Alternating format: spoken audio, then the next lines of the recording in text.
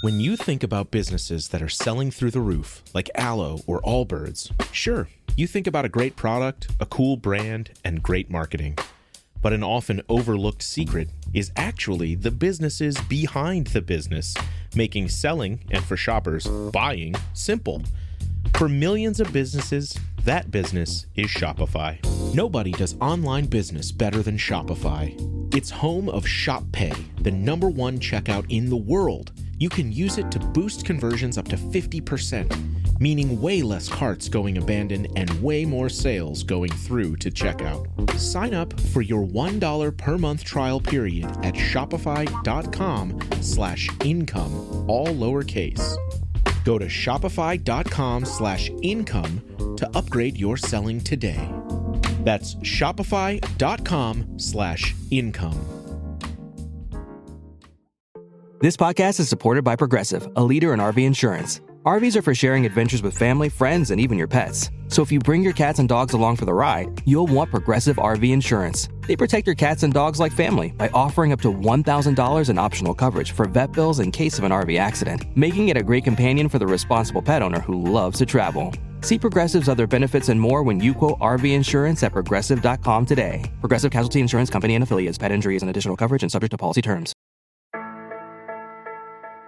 Hi, I'm Cyndi Lauper. My scalp was covered with psoriasis, which could lead to psoriatic arthritis.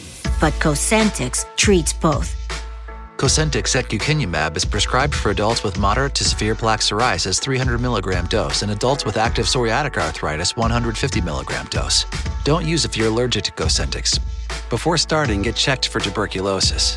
An increased risk of infections and lowered ability to fight them may occur, like tuberculosis or other serious bacterial, fungal, or viral infections. Some were fatal. Tell your doctor if you have an infection or symptoms like fevers, sweats, chills, muscle aches, or cough, had a vaccine or plan to, or if inflammatory bowel disease symptoms develop or worsen. Serious allergic reactions and severe eczema-like skin reactions may occur.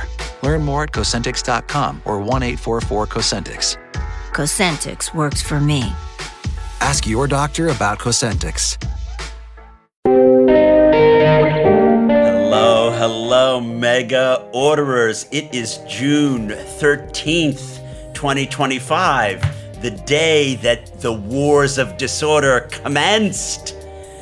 I hope it shall not be the start of World War III, but I have a slight bit of optimism there. How about you, Jane? Well, I guess the relative optimist in me says that maybe we won't have World War III in any way that looks like World War II or World War I, because we are in this age of nuclear weapons where the costs are so immense.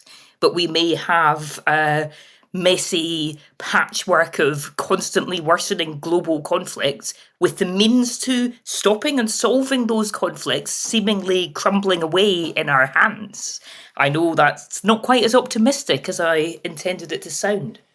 Yes, the ability to negotiate or put checks and balances requires international coordination, whereas what we've seen with the Ukrainian attack on the Russian nuclear planes, and now last night's Israeli attack, which was obviously planned for years, if not more than a decade, on Iranian nuclear, is that if you go on the offense and you break international rules, but you do it cleverly and creatively, that's advantageous if you get there first. So that's a global architecture, which I will call the wars of enduring disorder, where being imaginatively on the offense is advantageous, particularly as we're going to see new military technology and AI, because we've seen it's the role of these drones, which allow these kind of very unique offensive capabilities.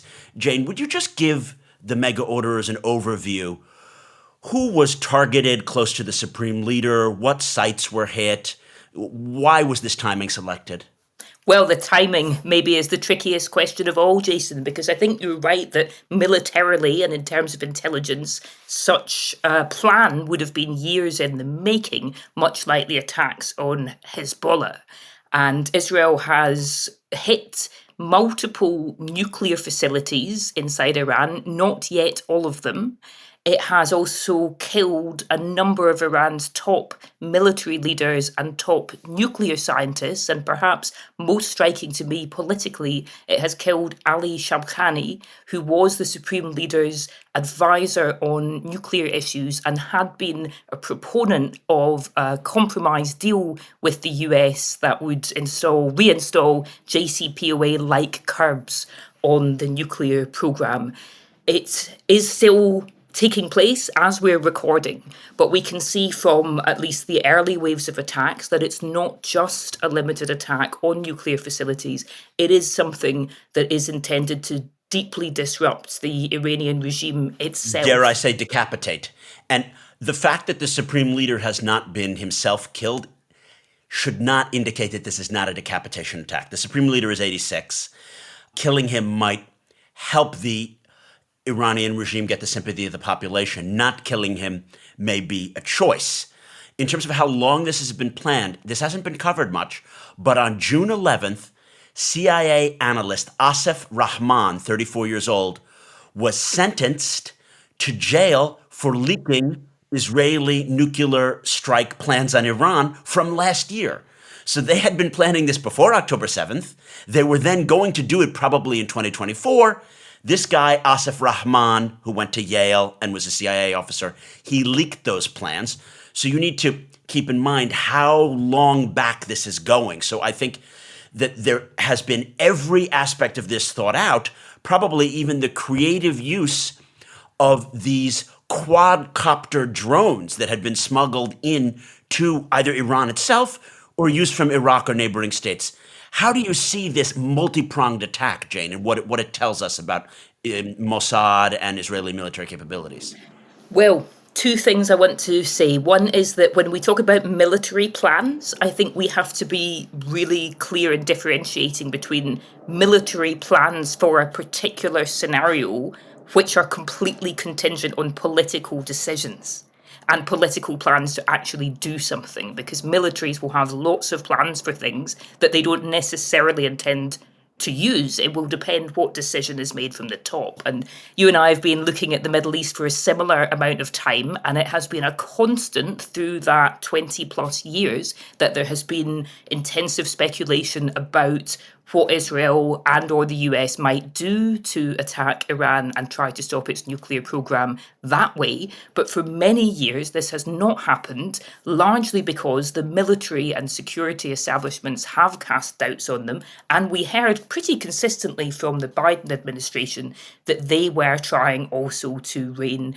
Israel in on this kind of attack. And I think in terms of the timing and what it tells us, a lot is still coming out, but the timing is quite shocking to me in some ways, as someone myself who is a proponent of nuclear diplomacy, because we were in the middle of these nuclear talks, direct talks between the Trump administration and the Iranian government, seemingly with high-level political support on both sides. The next round of talks was meant to happen on Sunday, and this attack has happened now, in the middle of that. But wasn't that just a brilliant guise? Because if the Iranians felt that the attack was coming, the head of the IRGC and other advisors to Khamenei, they would have been in safe houses. They thought it was impossible that there would be an attack, so that even though the Americans had non-essential military personnel in the Middle Eastern region sent back to the US on Thursday, they didn't prepare. The Iranians didn't prepare when there were every signs that this would be happening, and that the IAEA released its report saying the Iranians have got to the 60% nuclear threshold and that they are violating their agreements. I thought that was genius. So clearly the Israelis played it all to a T. So there have been reports, for instance, on Israeli broadcaster Khan that, hey, this was all a big thing to lull Iran into a false sense of security, and we pretended there was this rift between Trump and Netanyahu that didn't really exist. Maybe tactically clever, but the damage then done to diplomacy is really, really deep. If you start to get a reputation that efforts to make peace are actually a con, Where does that leave us in the longer term? What is it that you Well, want? can And Trump most hurt his reputation any further? Everything he's ever done in his whole life is a con. I'm going to pay you for washing the windows of, such and such Fifth Avenue. Everyone knows that translates as I'm going to stiff you once you've done the work. Well, do you know what I think is really interesting, Jason, is, I mean, I've spent quite a lot of time in recent weeks talking with Iranian experts and also with experts from across Europe, but other countries too, like Russia and China, who follow Iran and follow non-proliferation. And maybe the ironic thing is that there were some in the Iranian system who I wouldn't say would entirely trust Trump, but they took him at face value when he said that he wanted a deal. And they thought maybe this US president will force something through against the wishes of others in the US system and through Congress because he's a guy who wants to make a deal and wants to get what he wants. So, maybe they have been naive in taking that at face value, but also they don't necessarily think that Trump and Biden are polar opposites. They think they're dealing with a state, the US, which shows different faces, but which, in their opinion, keeps tricking them. And I would have thought that the Iranians were smarter than this. But also going back in time, we need to point out to the listeners that in the last exchange of Israeli attacks and Iranian drones, the Israelis largely denuded Iran of its cover. Do you know what I mean? The ability to do anti-aircraft and anti-drone. They wiped that all out. Yes, they were getting replenished from Russia, but they haven't been fully replenished. So they've just been denuded. And this is also at the time when Hezbollah and their non-conventional deterrence from the Houthis and Hamas is at its weakest point ever. So, I mean, if they've not been on high alert for this attack, it really serves them right because this is the most obvious thing ever, right? There has been this window of opportunity, which helps to explain why Israel has struck now. I think there's also been Iranians looking at the debates inside the US and maybe misreading them, but thinking actually the Republicans are changing, the MAGA movement is changing, they don't want more war in the Middle East, and maybe this is something that we can capitalize on. What's the end game here, do you think? Is it ultimately about regime change? And what does Iran look like then? It seemed to me there was a high prospect of having a renewed nuclear deal. You can see what that looks like. What is the strategy now? Trump seems to be saying Iran should come to the table and negotiate a deal now. Sunday would be good. Is that at all plausible? Well, there are two things going on here. There's the Israeli dimension and the Trump dimension. From the Israeli dimension, Netanyahu has actually been quite consistent on this. He wants to wipe out the Iranian capacity to acquire a bomb, and he's been talking about this since the late 90s. And they've obviously had this exact plan in the cards for years, right? So no one should be surprised. And whether or not this causes the Iranian people to rise up and overthrow the regime, or if there's, Mossad or American or Sunni Arab plans to help in that, Allahu alam, that's beyond my pay grade, right? But certainly things are going to be happening there. On the Trump side, I think that he will feel, I didn't want this to happen. I would have rather gotten the Nobel Peace Prize for some JCPOA-like deal with Iran and then stimulating investment. But whatever, at least the attack has hit home, and we can seem sophisticated that we, deal of the century, we conned them, whatever. He has no love lost with the Iranians. I'm interested in your thoughts about the threats to the NPT and just the kind of global nonproliferation piece. You and I probably see differently, what the desirable outcomes are here. So I'll let you go first. Sure. So, as you say, Israel and Netanyahu have had this possibility in mind for a long time.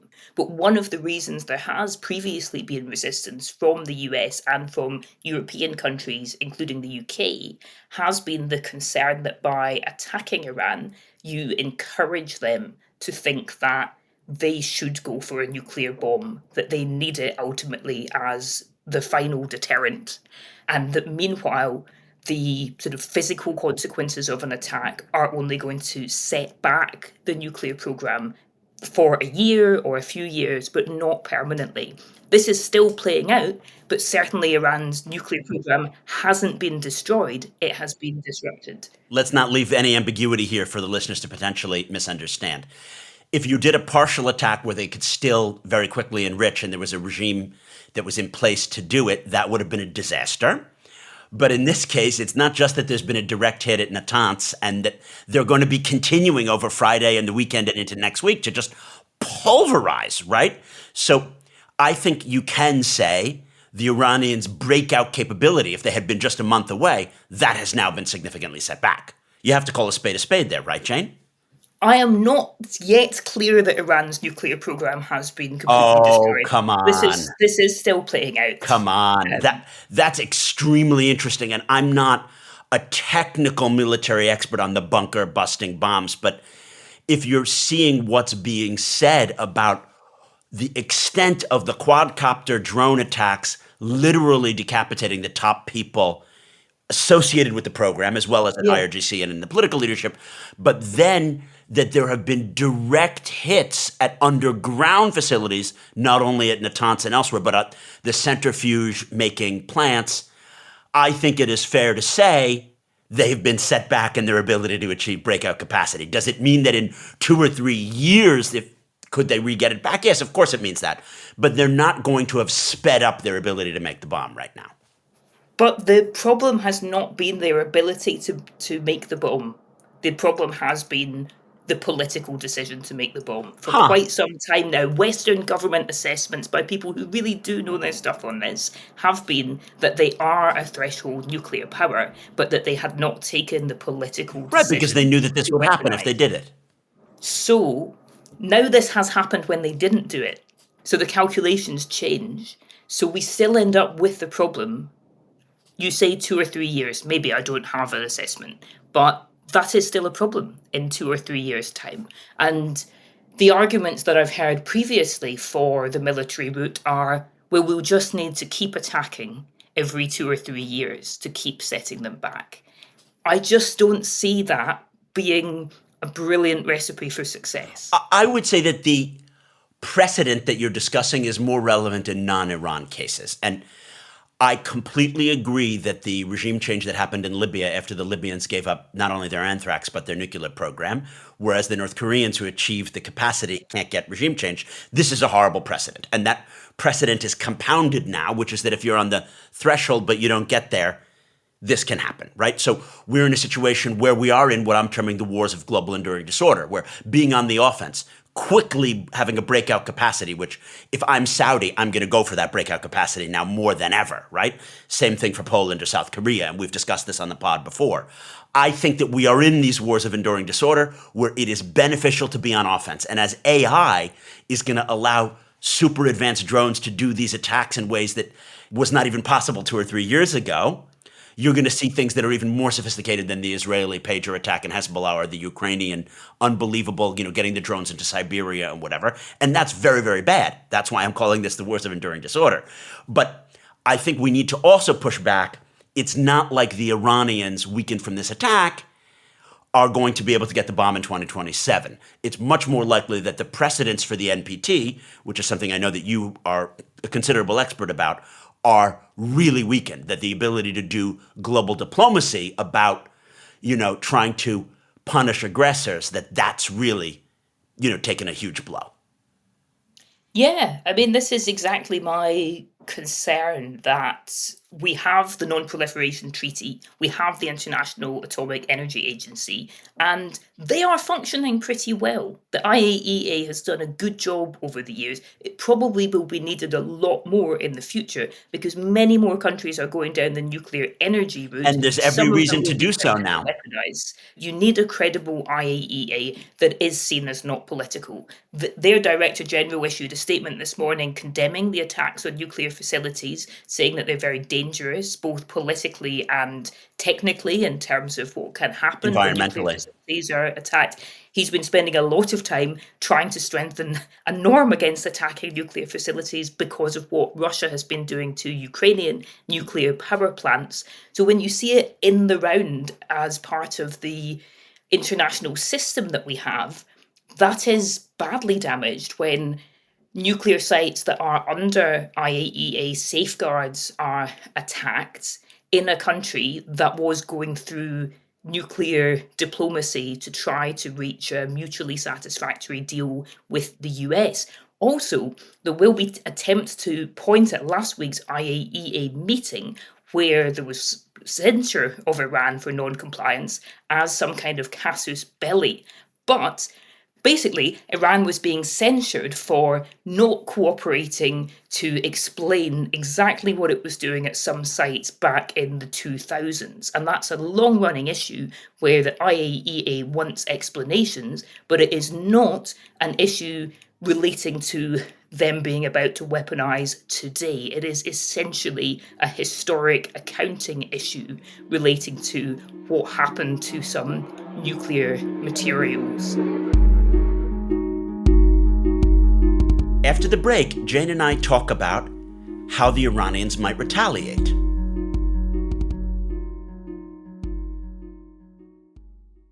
Morning decisions. A creamy mocha frappuccino drink? A sweet vanilla? Maybe a smooth caramel or that white chocolate mocha. Whichever you choose, delicious coffee awaits. Start your day with bottled Starbucks Frappuccino drinks. Pick up a bottle near you wherever you buy your groceries. We need to explain to the mega orderers how we are in a new historic era. I don't want to be too fear-mongering and say we're in a World War III. I think that there are some things that can happen that are going to be very, very negative for the state of the global economy, are going to put lives even in the West, but certainly in the region at risk. And I'm actually genuinely terrified about this, but I don't want to fearmonger. So let us talk about what we think are the ways in which the Iranians may or may not retaliate, how this war may or may not continue, and what Europe, as the only mediating power, because Trump is not mediating this now, the Trumpians are going to be with the Israelis to some extent. What can Europe do? I toss it to you first. Well, thanks for that question in the midst of huge uncertainty. I think Iran is in a bind, as it has been with previous iterations of its recent clashes with Israel, but more seriously now. They will respond in some way, but they may want to limit that response because if they drag the US in, they have probably bigger problems. They still have something left to lose. I think they would also avoid hitting targets in the Gulf Arab states, different from what would have happened in previous years. But unless they think that Saudi and UAE have sold them out, I'm worried about that, Jane. So I want to be clear that I see that differently than you. Remember, we had that Abqaiq attack where a Houthi drone attacked. I remember very well, but that was in a situation that was very different between Saudi Arabia and Iran, where Saudi Arabia had helped to encourage Trump to pull out of the JCPOA and put on maximum pressure. Saudi's role today is pretty much the opposite. I hope that you're right, but I need to present a different perspective here, which is that we've already seen Jordanian missiles shooting down Iranian drones that are launched in retaliation. It is quite possible that Saudi and the Gulf states will participate either by allowing British or American assets to defend Israel from their territory.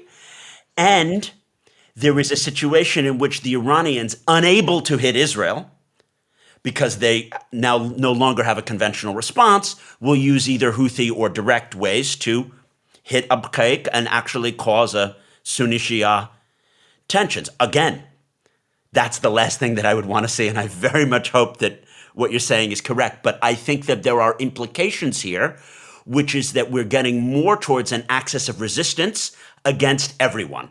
And the reality is that the Saudis and the Emiratis are not in the axis of resistance, ergo they may be seen as fair targets. There could be an international terrorist-style response as well. We are just a few weeks from the UK arresting people linked to what was said to be an Iranian plot against targets in the UK. So, really all sorts of options will be considered. None of them are particularly great for Iran. I think in terms of ordering the disorder, we have got this problem where we have these new high-tech wars that you mention, but a bit like with AI, our sense of AI ethics hasn't evolved as fast as the technology. it seems that military technologies are massively improving without related improvements in the ability to actually do peace and diplomacy. Maybe that doesn't need to be high tech, maybe actually the recipes are quite old, but I think I would love to just see the British or the Europeans call a conference. I don't need anything more than a conference, Jane. Well, Jason, I'm sure we can do conferences. I mean, certainly I've spent quite a lot of the past few weeks in expert discussions, with people from Iran, Gulf countries, P5 countries, trying to come up with solutions. But at the moment, there is not going to be much faith in what is said by diplomats in the region compared to like what is seen to be happening on the ground. So I think there is a lot of short-term damage being done, and that it will take a long time to fix. Well, I would just ask the mega orderers, stay safe. I mean, it's very possible that there will be Iranian retaliation attacks against Western embassies, against Jewish or Israeli targets in Europe and the globe, and that in the region, the Israelis will continue their war on the Houthis and Iran. And I don't see this going away anytime soon. So we're just going to ask the mega orderers to stay safe. Obviously, it's nice to see Keir Starmer and David Lammy saying, we urge restraint for everyone. But that's not good enough. I want to see them say, we're summoning, this shuttle diplomacy conference, and we're going to ask for this, that, and the other. And we will literally give you X if you don't, whatever. And just these trite statements of I urge restraint, that's not good enough when the pressures for offense are enough. So I am not holding my breath to see a coherent European response to mediate, but I would like to see one. Here, I agree with you. I mean, we're quite familiar with diplomatese, but even we can see that these statements, while trying to be cautious and judicious, end up saying almost nothing. It's interesting to me, just one final note, that the shadow foreign secretary, Priti Patel, made a statement that's incredibly similar to what Starmer and Lammy have been saying. Yeah. So I think that's very interesting too. I think it is better that these issues don't get caught up in partisan politics. But like you say, we can't just say things are bad. There should be de-escalation. Who is going to de-escalate and how? And what can we actually offer there? Oh, mega orderers, I hope that you're staying safe and not too scared about World War III. And if you enjoyed this bonus episode, please tap follow now to, make sure whenever you're going to get these late breaking developments. For more on this and other ways of covering and understanding what's going on, follow the link in the show notes to our Substack. We're putting extra background things there. And please, if you like what we're doing, become a member of the paid Substack, where I keep some special content, but we also need it because no one pays us to make this pod, so we need you, the mega orderer, to contribute. As always, our producer has been the one, the only, the George McDonough. He orders what even Netanyahu and the Ayatollahs cannot disorder. Thank you, George. We are wishing you as much of an orderly weekend as possible.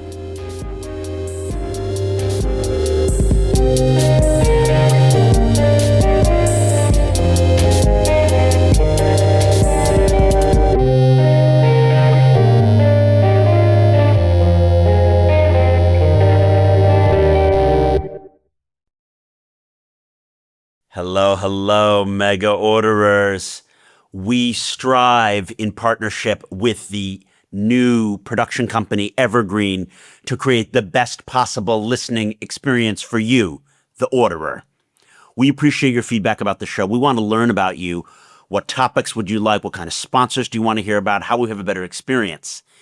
If you go to theshowsurvey.com/disorder, you can take a short anonymous survey and you will be entered in a drawing to win a $100 or £100 Amazon gift certificate. Again, that's theshowsurvey.com/disorder. Quick survey. It helps the show. And each week we will select a winner from participating. So you have a really high chance of winning. That's you, mega orderers. Go fill out the survey.